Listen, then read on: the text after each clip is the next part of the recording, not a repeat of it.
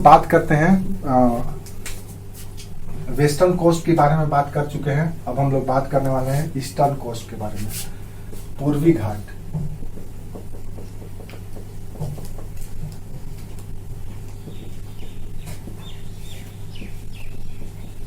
घाट क्या है ये आपको पता चल चुका है।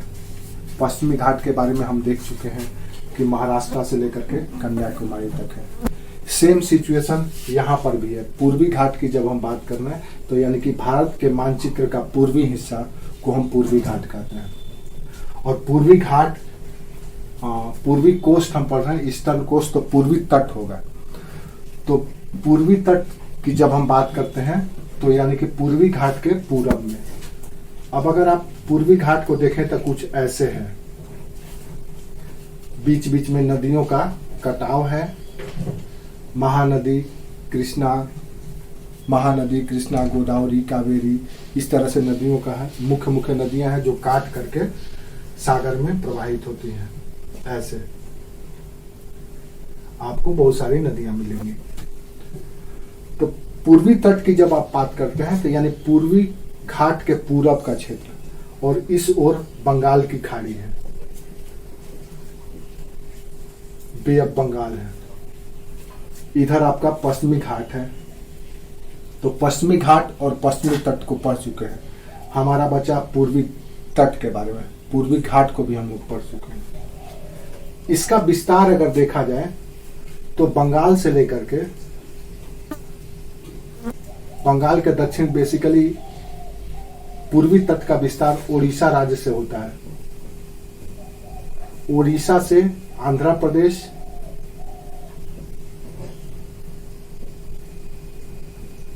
उसके बाद तमिलनाडु,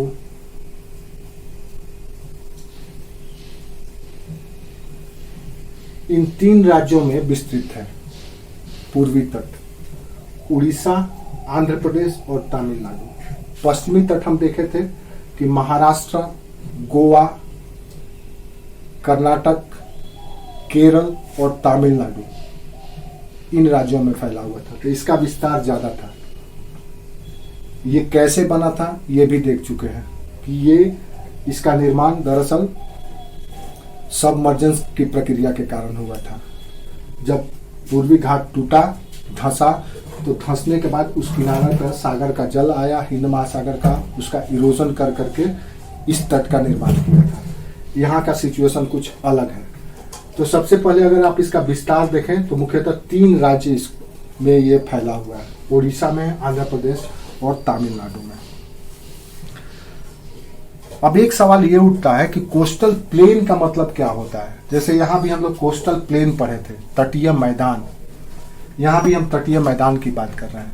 तो तटीय मैदान का मतलब क्या होता है? तट और तटीय मैदान, कोस्ट और कोस्टल प्लेन में थोड़ा सा अंतर है।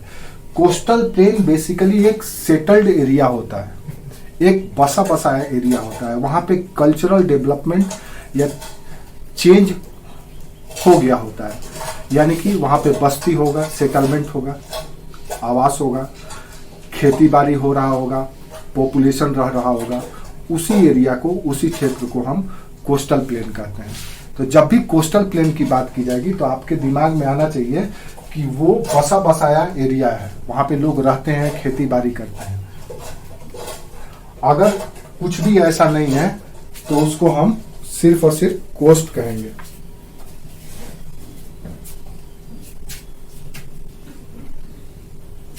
ठीक है। अब थोड़ा सा इसका निर्माण की प्रक्रिया भी हमको देखना होगा कि ये कैसे बना। यहां पे हम लोगों ने देखा था पश्चिमी तट में कि यहां पे इरोजन क्रिया हुआ है, अपर्दन हुआ है। यहां की स्थिति ठीक बिल्कुल विपरीत है। यहाँ पे अपर्दन नहीं हुआ है। यहाँ पे क्या हुआ है तो पश्चिम से पूरब की ओर भारत की अधिकांश नदियां पश्चिम से पूरब की ओर बहती है। क्यों बहती है? क्योंकि हमारा प्लेट ही कुछ इस डिजाइन में डेवलप हो गया है।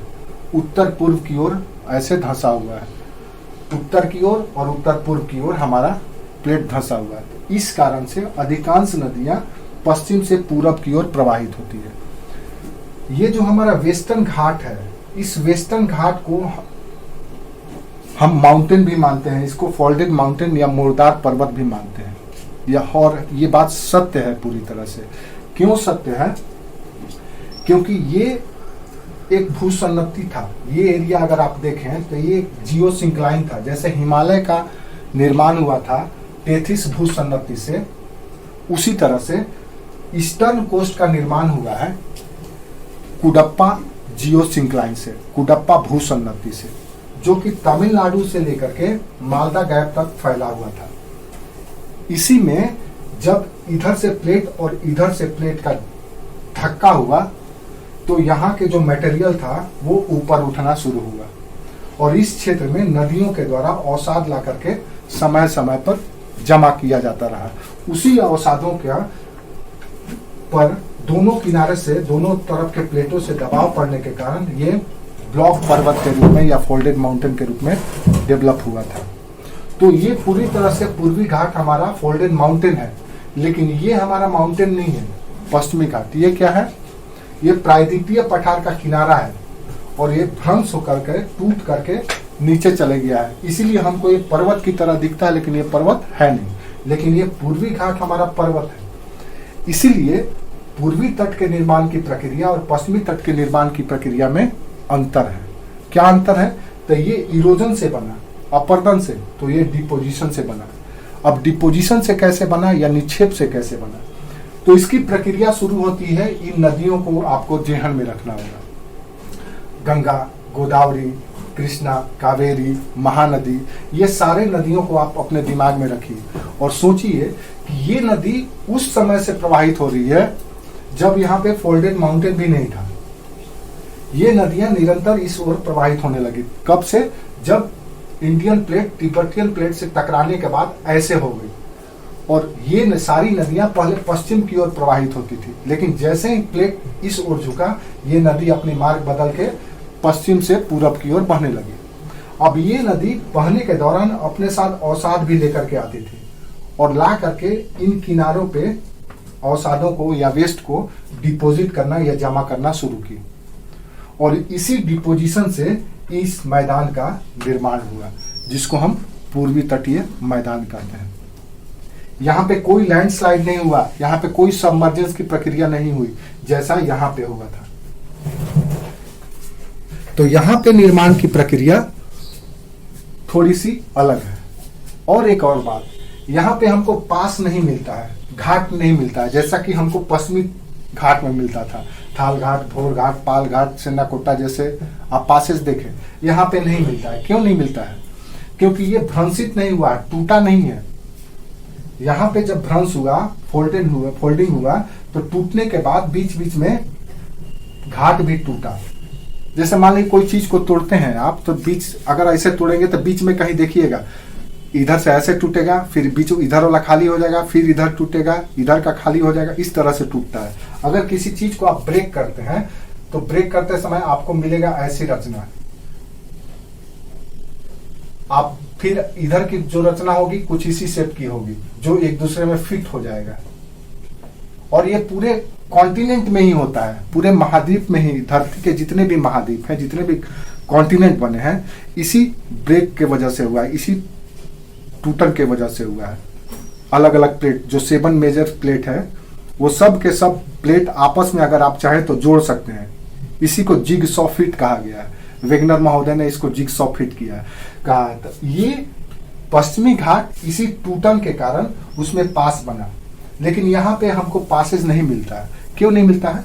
क्योंकि ये नदी इस पर्वत को शुरू से ही अपर्दित करते रही, अपने साथ प्रवाह आती रही, प्रवाहित होती रही और पर्वत भी बनते रहा। तो जब पर्वत का निर्माण हो रहा था तो उस दौरान इसका साथ में अपर्दन क्रिया भी चल रहा था, इरोजन भी हो रहा था। तो इसलिए इसी से ये नदियों का एक मार्ग विकसित हो गया और यहाँ पे पास नाम का कोई चीज नहीं विकसित हो पाया। यहाँ पे टूटन के वजह से पास बना और यहाँ पे अपर्दन के वजह से नदी का घाटी डेवलप हुआ। नदी पहले से प्रवाहित हो रही है, बाद में कुडप्पा भूसन्नति से इस पर्वत का निर्माण हुआ, पूर्वी घाट का। और यही नदियां ला करके अपने साथ अपर्दित मलबा को, वेस्ट को यहाँ पे जमा की और ये विकसित हो गया पूर्वी तटीय मैदान के रूप में। क्लियर है कॉन्सेप्ट? तो यहां पे डिपोजिशनल लैंडफॉर्म है और यहां पे इरोजनल लैंडफॉर्म है। ये कॉन्सेप्ट एकदम क्लियर रखिएगा आप, इसमें किसी भी तरह का कोई शक नहीं होना चाहिए। समझ में आया?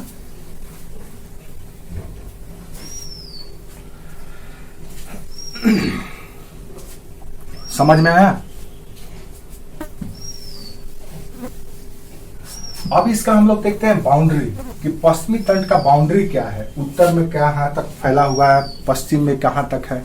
तो याद रखिए, इसका जो पश्चिमी सीमा है पूर्वी तटीय मैदान का, वो है पूर्वी घाट पर्वत। चाहे आप उत्तर पश्चिम की बात करें या मध्य पश्चिम की बात करें या दक्षिण पश्चिम की बात करें, इसका पूर्वी सीमा पश्चिम तटीय मैदान का है पूर्वी घाट पर्वत। पूर्वी घाट पर्वत से एक निश्चित कंटूर लाइन से, समोच्च रेखा से तटीय मैदान अलग होती है। जैसे आप देखेंगे कि उड़ीसा बंगाल में ये 150 उड़ीसा बंगाल में अगर आप जाएंगे तो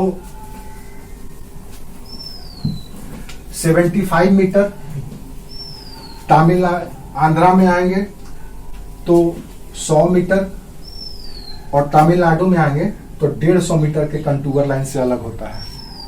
यानी कि 150 मीटर सागर के सतह से, तल से 150 मीटर की ऊंचाई तक मैदान है। 150 मीटर से जैसे ही ऊपर चढ़ेंगे पूर्वी घाट पर्वत आपको मिलेगा तमिलनाडु में।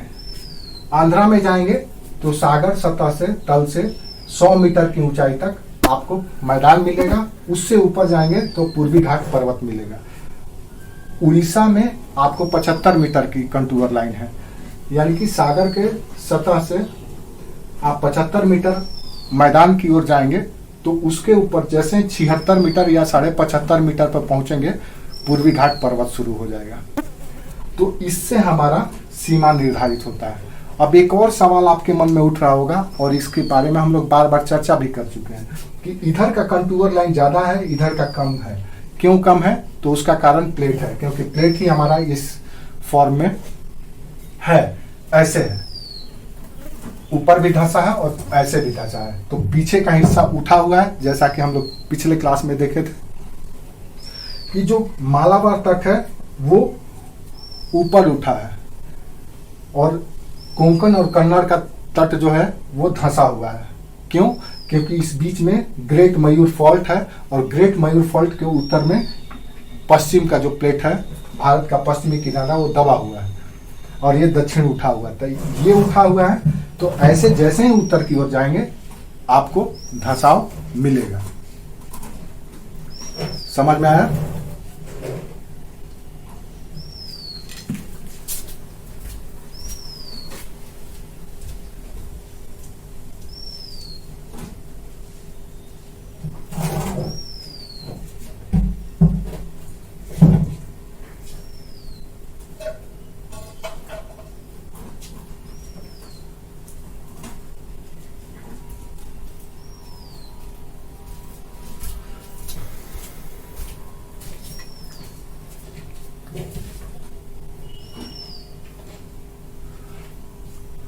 तो पूर्वी घाट पर्वत का निर्माण कब हुआ?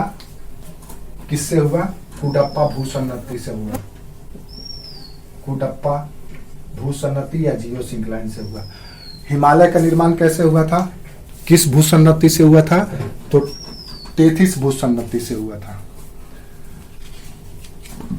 यहां तक समझ में आया?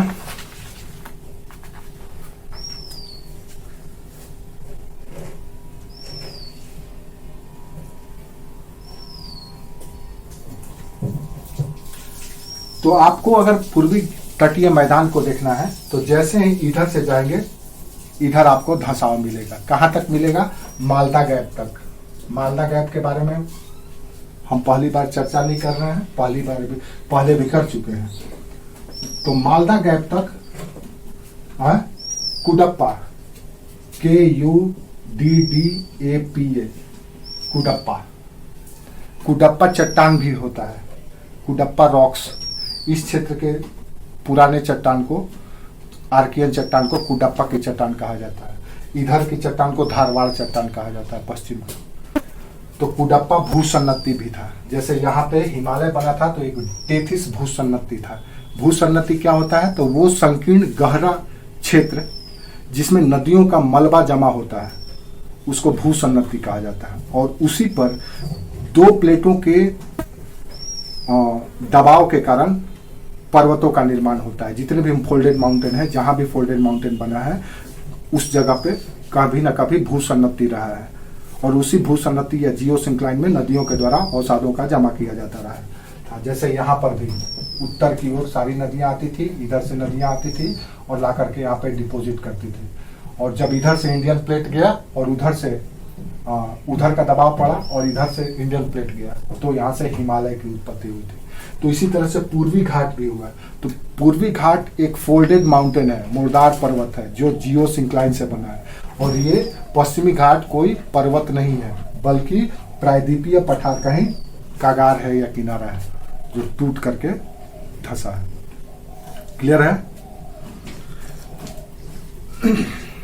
तो याद रखिए पश्चिमी तट में डाउन वार्पिंग मिलेगा मालदा गैप तक। मालदा गैप में ऐसे धंसा हुआ और पीछे से ये उठा हुआ है, इसीलिए हमारा कंटूर लाइन या समोच्च रेखा उत्तर की ओर जाने पर कम होता चला जाता है। ठीक है, अब आइए हम लोग इसका देख लिए कि पूर्वी सीमा क्या है, पश्चिमी सीमा क्या है। अब इसका हम लोग देखते हैं कि दक्षिण में क्या बाउंड्री है इसका।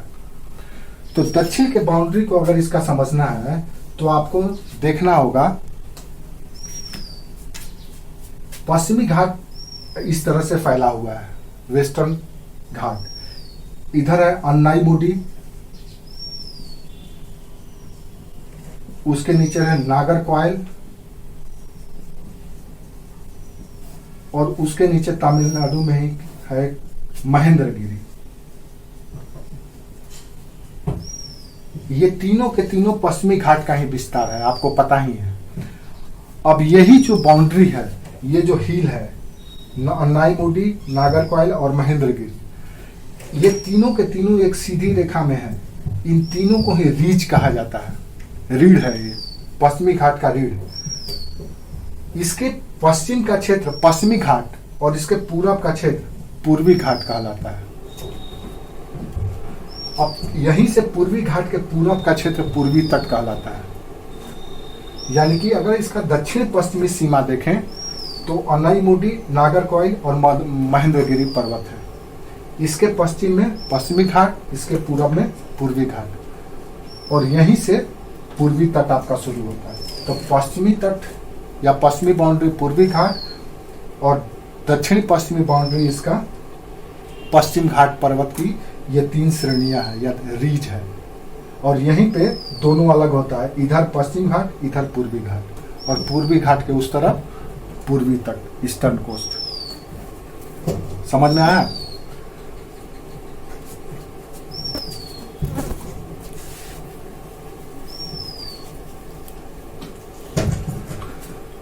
अब इसका उत्तर में क्या बाउंड्री है? तो इसका उत्तर में बाउंड्री अगर आपको देखना है तो आपको उड़ीसा में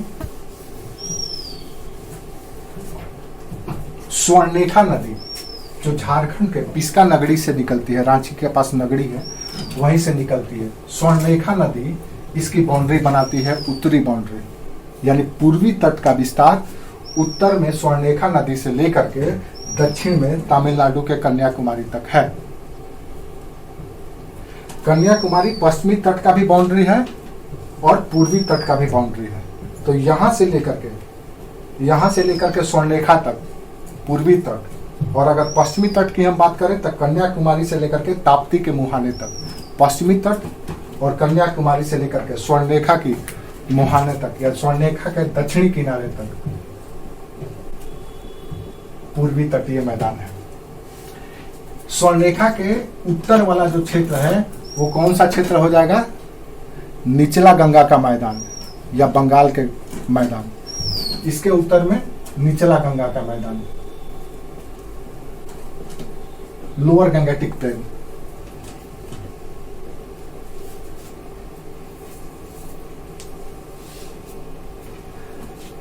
पूरब में इसकी बाउंड्री क्या है? तो पूरब में इसकी बाउंड्री है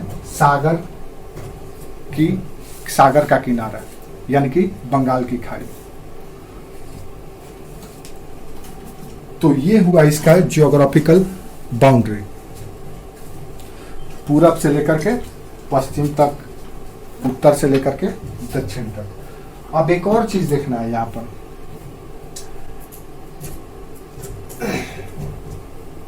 जब यहां पे चक्रवात उठता है, जब यहां पे साइक्लोन उठता है, साइक्लोन हम लोग पढ़े नहीं है, लेकिन जब भी साइक्लोन उठता है तो ये साइक्लोन जब यहां पे प्रवेश करता है ऐसे घूमते हुए, तो इसको अलग अलग नामों से जाना जाता है। इसीलिए पूर्वी तट का भी विभाजन किया गया है राज्यों के आधार पर। जैसे कि पश्चिमी तट में हम लोग किए थे, महाराष्ट्र से गोवा, गोवा से कर्नाटक और कर्नाटक से केरल तक। उसी तरह से यहां पर भी राज्यों के आधार पर इसका विभाजन किया गया है।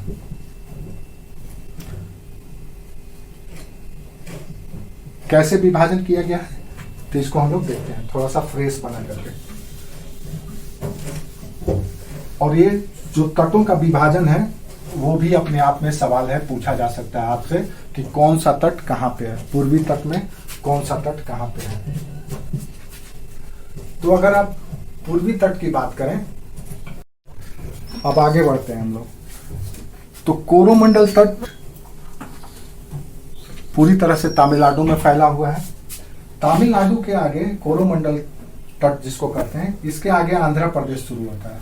यहीं पर है एक झील जिसका नाम है पुलिकट, पुलिकट झील। ये एक झील है जो कुछ हिस्सा इसका आंध्र प्रदेश में और कुछ हिस्सा तमिलनाडु में है, पुलिकट। और आंध्र प्रदेश के इसी पुलिकट झील पर है श्रीहरिकोटा, जो लॉन्चिंग पैड है। श्रीहरिकोटा से लॉन्च किया जाता है स्पेसक्राफ्ट को। कहां पे है? आंध्र प्रदेश में। और ये पुलिकट झील कोरोमंडल तट की सीमा बनाती है। तो पुलिकट झील से अगर आप आगे जाएंगे तो गोदावरी नदी तक, रिवर गोदावरी तक है आंध्र तट।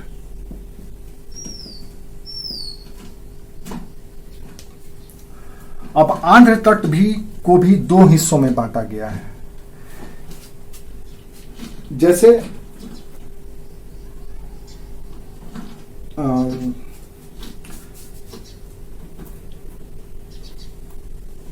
यहां गोदावरी नहीं, यहां पे आंध्र प्रदेश की जो बाउंड्री है श्रीकाकुलम, यहां तक है आंध्र तट। ये बॉर्डर है उड़ीसा और आंध्र प्रदेश का, श्रीकाकुलम। तो श्रीहरिकोटा या पुलिकट से लेकर के श्रीकाकुलम तक का जो तटीय इलाका है, कोस्टल इलाका है, उसको कहा जाता है आंध्र तट, आंध्र कोस्ट। आंध्र कोस्ट को दो भागों में बांटा गया है। कौन कौन सा? तो जब आप पुलिकट से लेकर के गोदावरी के डेल्टा तक पहुंचेंगे, गोदावरी डेल्टा, गोदावरी नदी है, उसके डेल्टा तक जब आप पहुंचेंगे तो इसको कहा जाता है रॉयल तट, रॉयल कोस्ट।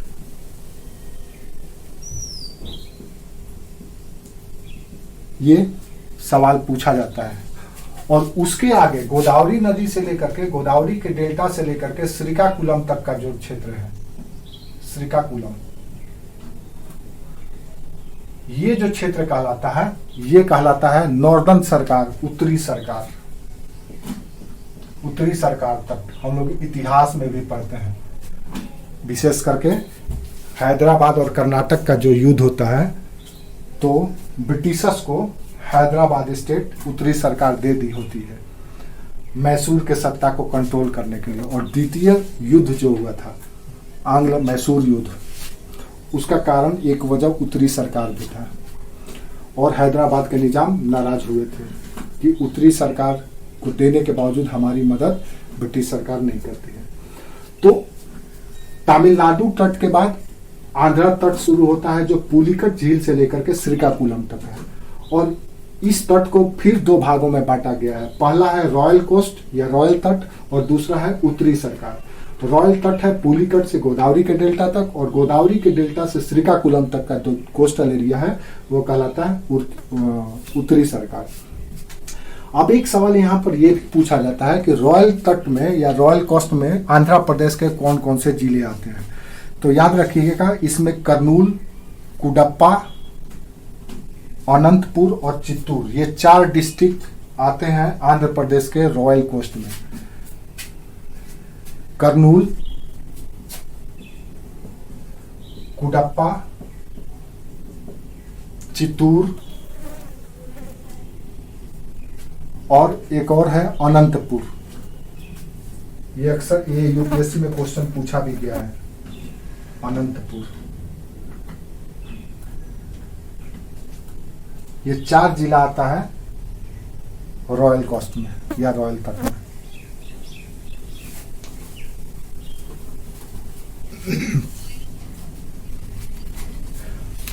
आंध्र प्रदेश और आंध्र प्रदेश के पुलिकट झील से लेकर के गोदावरी नदी के मुहाना तक, याद रखिए पुलिकट से लेकर के आंध्र प्रदेश की जो सीमावर्ती क्षेत्र है श्रीकाकुलम, उसके आगे शुरू हो जाता है उड़ीसा। इधर है ओडिशा राज्य। तो श्रीकाकुलम आंध्र प्रदेश का सीमा है जो उड़ीसा से टच करता है। तो पुलिकट झील से लेकर के श्रीकाकुलम तक का क्षेत्र आंध्र तट है। और इसी आंध्र तट को 2 भागों में बांटा गया है। एक बांटा गया है रॉयल कोस्ट और दूसरा उत्तरी सरकार। तो रॉयल कोस्ट जो है वो पुलिकट से लेकर के गोदावरी के डेल्टा तक है, और गोदावरी के डेल्टा से उत्तर और श्रीकाकुलम के बीच का क्षेत्र है उत्तरी सरकार। रॉयल तट में है कर्नूल, कुडप्पा, चित्तूर और अनंतपुर का जिला। तो उत्तरी सरकार में बाकी शेष जिले आते हैं। ठीक है।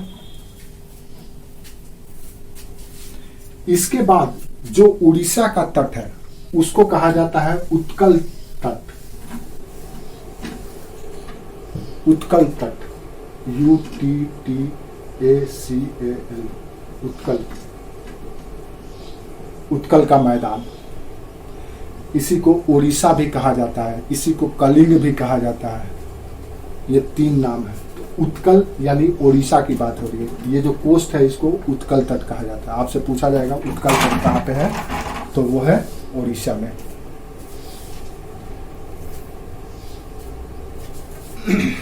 समझ में आया?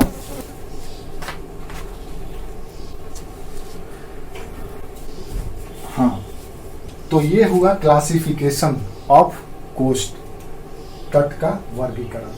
अब यहाँ पर आप जब न्यूज़ पढ़ते हैं या जब मौसम की वेदर रिपोर्ट देखते हैं टीवी न्यूज़ में, तो अक्सर आप देखेंगे जब साइक्लोन के बारे में बताता है न्यूज़ रीडर या वेदर रीडर, तो वो बोलता क्या है कि अगर यहाँ पे साइक्लोन पैदा हुआ, आपको पता ही है बंगाल की खाड़ी में साइक्लोन आती है, और जो साइक्लोन आता है वो किधर जाता है, इस ओर जाता है कि इस ओर जाता है? कॉमन सेंस लगाओ। अगर साइक्लोन बंगाल की खाड़ी में उठा, पैदा हुआ, तो किधर जाएगा? इधर जाएगा कि इधर जाएगा? वेस्टवर्ड होगा कि ईस्टवर्ड जाएगा? तो बंगाल की खाड़ी में उत्पन्न हुआ साइक्लोन वेस्टवर्ड, पश्चिम की ओर जाता है।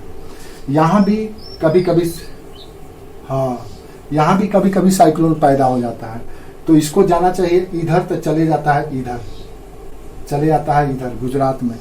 इसका कारण क्या है तो हम लोग साइक्लोन पढ़ेंगे तो समझ में आएगा। तो यहाँ पे जब भी बंगाल की खाड़ी में साइक्लोन उत्पन्न होता है, तो जब साइक्लोन हिट करता है तो आपको न्यूज़ में सुनने को मिलेगा कि यहाँ का साइक्लोन उठा और कहाँ चले गया। मान लो यहाँ पे साइक्लोन उठा और उठ करके गया इधर उत्तर की ओर, तो कहा जाता है कि गंगा तट की ओर या गंगेय तट की ओर साइक्लोन गया। अगर उठ करके इधर रहेगा तो कह दिया जाता है कि उत्कल के मैदान की ओर साइक्लोन गया। यहाँ अगर साइक्लोन हिट किया तो कहा जाता है कि आंध्रा तट या फिर नॉर्दर्न सरकार या रॉयल कोस्ट की ओर साइक्लोन मूव किया है। अगर तमिलनाडु में हिट किया तो कहा जाएगा कोरोमंडल तट कोरोमंडल की ओर गया। समझ में आया? तो ये एक तो इसका बना कैसे, अलग अलग क्लासिफिकेशन क्या है, ये चीज समझने का था। यहां तक कोई डाउट है आप लोगों को? अगर हम कहें, अगर आपसे पूछा जाए कि पूर्वी तटीय मैदान किधर ज्यादा चौड़ी होगी, उत्तर की ओर कि दक्षिण की ओर? हम इसके बारे में अभी आपको नहीं बताएं, लेकिन आप थोड़ा सा कॉमन सेंस लगाइए और बताइए।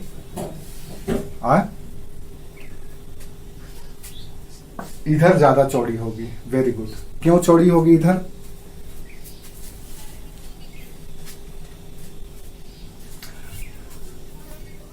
हाँ, वेरी गुड। समुच्च रेखा की वजह से, क्योंकि आप देख रहे हैं कि 150 मीटर की ऊंचाई तक यहाँ पर पूर्वी घाट मिलेगा। यहाँ पे आंध्रा में 100 मीटर, उड़ीसा में 75 मीटर। तो यानी कि यहाँ पे बहुत जल्द ही पूर्वी घाट मिलने लगेगा और यहाँ पे आपको ज्यादा हाइट तक जाना पड़ेगा, यानी कि लंबे क्षेत्र तक। लंबी अगर ऊंचाई बढ़ रहा है तो स्वाभाविक है कि इसका क्षेत्र भी, एरिया भी बढ़ रहा हो। अब अगर हम इस क्षेत्र के चट्टान के बारे में बात करें, जैसा कि पश्चिमी घाट के बारे में हम ये देखे थे कि और पश्चिमी तट में कि किस किस तरह की चट्टान पाई जाती है, तो वहाँ पे हमको धारवाड़, आर्कियन और होलोसिन पीरियड, ये तीनों ही समय की चट्टानें हैं। ठीक यहाँ पर भी वही है। यहाँ पर भी कुडप्पा क्रम की प्राचीनतम चट्टान मिलती है, तो दूसरी ओर नदियों के निक्षेपण के द्वारा नवीन चट्टान या होलोसिन क्रम काल के भी चट्टानें रॉक पाई जाती है पूर्वी तटीय मैदान। तो यहाँ पर भी इसी की तरह, जैसे पश्चिमी तट में पुराने से पुराने चट्टान और नवीन से नवीन चट्टान मिलता है, उसी तरह से यहाँ पर नवीन चट्टान नदियों के डिपोजिशन से, रिवर डिपोजिशन से, और पुराने चट्टान कुडप्पा श्रेणी की चट्टानें जियोसिंक्लाइन से माउंटेन क्रिएशन के समय जो डेवलप हुआ था रॉक, वो मिलता है। यानी दोनों ही तरह की चट्टानें इस क्षेत्र में आपको मिल जाता है।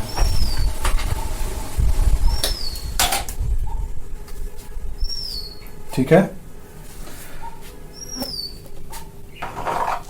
दूसरी ओर ये पूर्वी घाट हमारा फोल्डेड माउंटेन है, यानी मुर्दार पर्वत है। तो मुर्दार पर्वत होने के कारण यहां पर लाइमस्टोन, सिलिका, चूना पत्थर और सिलिका भी या सिलिकन रॉक्स भी पाए जाते हैं। चूना पत्थर की भी चट्टानें हैं और सिलिकन रॉक्स भी पाए जाते हैं। सैंडस्टोन, बलुआ पत्थर भी पाया जाता है। तो ये तीनों ही तरह के, दूसरे प्रकार के चट्टानों में तीनों ही तरह के चट्टान पाए जाते हैं। अब अगर आपको सीमेंट प्लांट बैठाना हो तो आप चाहेंगे तो पूर्वी तट में बैठा सकते हैं, क्योंकि यहाँ पे लाइमस्टोन है। अगर आपको सिलिका चाहिए, पत्थर जिसे चिप बनता है, तो वो भी आपको मिल जाएगा। बलुआ पत्थर चाहिए तो वो, अगर बलुआ पत्थर चाहिए आपको कोई कंस्ट्रक्शन का काम करने के लिए, इमारत का निर्माण करने के लिए, तो वो भी आपको मिल जाएगा। तो यहाँ पे प्राचीनतम से प्राचीनतम चट्टान यानी कुडप्पा क्रम की भी चट्टान मिलती है, होलोसिन पीरियड की भी चट्टान पाई जाती है, और लाइमस्टोन, सैंडस्टोन और सिलिकन स्टोन भी पाई जाती है। तीसरी ओर यहाँ पे आपको लेटेराइट सॉइल भी पाया जाता है। जैसे पश्चिमी तट में मिला है, पश्चिमी तट में लेटेराइट सॉइल मिला है।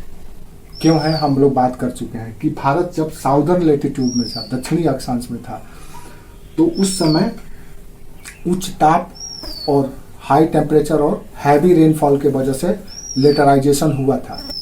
तो उसके कारण से पश्चिमी तट में लेटराइजेशन मिलता है या लेटेराइट सॉइल मिलता है, और वो आज भी इसलिए बरकरार है क्योंकि यहाँ पे पश्चिमी तट में आज भी हैवी रेनफॉल होता है और हाई टेम्परेचर मिलता है। याद रखिए इक्वेटर से अभी आप मात्र 8 डिग्री ऊपर हैं। जब आप 15 डिग्री 25 डिग्री तक चले जाएंगे, हालांकि अब आगे उत्तर नहीं जा सकते हैं। क्यों नहीं जा सकते हैं? क्योंकि तिब्बतियन प्लेट और यूरेशियन प्लेट ऊपर में है, आपको ऊपर जाने नहीं देगा। तो आप जाएंगे कैसे? धीरे धीरे ऐसे हो जाएंगे। तो जो आपका उत्तरी हिस्सा है प्लेट का वो चले जाएगा ईस्ट, और आपका जो दक्षिणी हिस्सा है वो चले जाएगा वेस्ट। तो आपका प्लेट आने वाले 4-5 करोड़ साल बाद इस तरह से हो जाएगा, और उत्तर के लोग पूरब की ओर रहने लगेंगे और दक्षिण के लोग पश्चिम की ओर वासी कहलाने लगेंगे। तो आपका लेटराइजेशन या लेटेराइट मिट्टी पूर्वी तट में मिलता है। क्यों मिलता है? तो इसका कारण यही। और यहां भी इस तट में क्षेत्र में देखेंगे तो यहां भी हैवी रेनफॉल होता है,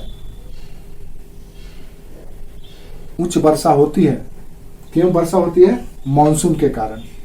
दूसरा, यहां भी टेम्परेचर ज्यादा है। अगर आप 21 डिग्री से दक्षिण, विशेष करके 16 डिग्री से दक्षिण, 16 डिग्री अक्षांश से दक्षिण के जितने भी क्षेत्र हैं वो सभी क्षेत्र में हाई टेम्परेचर मिलता है, क्योंकि वो इक्वेटर के करीब होते हैं। तो हाई टेम्परेचर और हैवी रेनफॉल की वजह से इस क्षेत्र में भी लेटेराइट मिट्टी पाया जाता है। तो सॉइल रॉक्स भी आप समझ गए कि यहां पे कौन कौन सा मिलता है। विशेष करके उड़ीसा के क्षेत्र में आपको लेटेराइट मिट्टी मिल जाएगा। यहां पे एक और चीज यहां पे मिलता है, वो है एलोवियल डिपोजिशन, जलोढ़ निक्षेप। एलोवियल डिपोजिशन या जलोढ़ निक्षेप।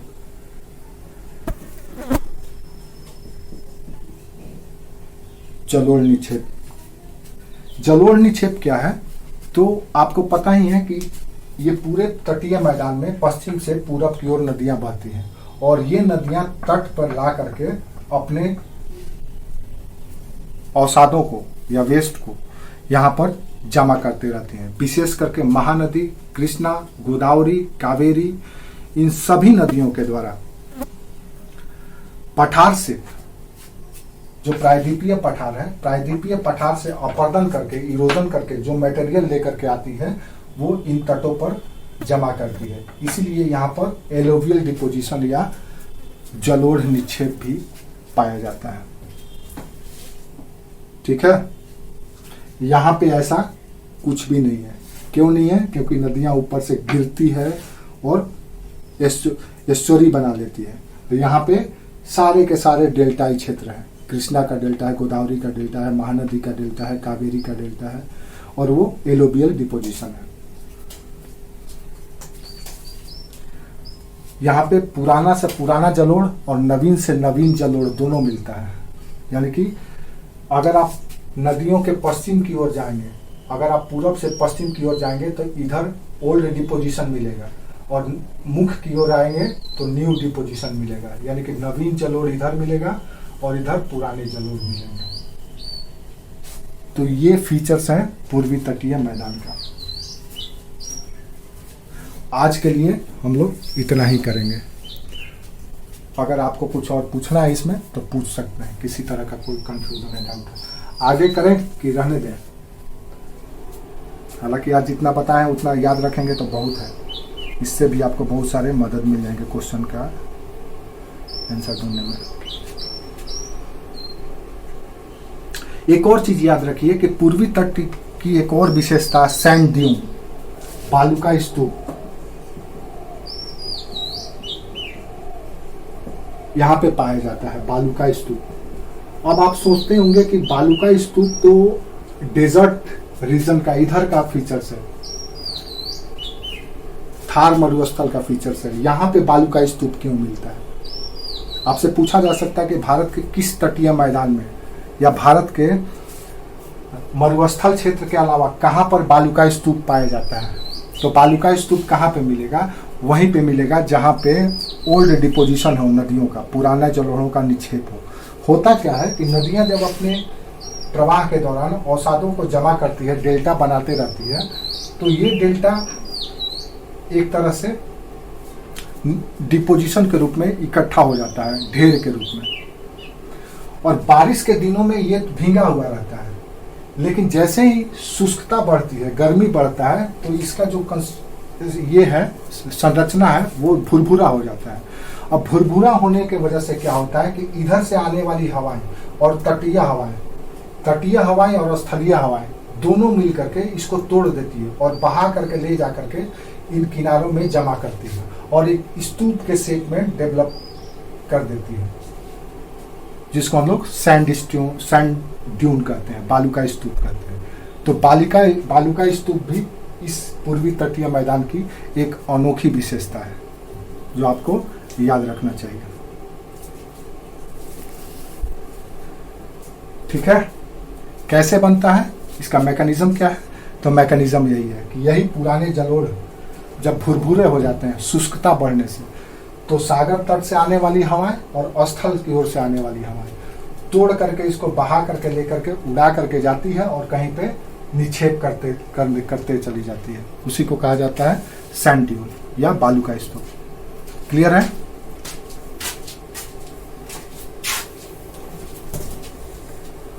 हाँ, तो ये कुछ बेसिक कैरेक्टर था जो आपको समझ करके रखना चाहिए। यह सैंड ड्यून यहाँ पे नहीं होना चाहिए, लेकिन यहाँ भी है, इसका कारण यही है। तो आज का हम लोग का यहीं तक।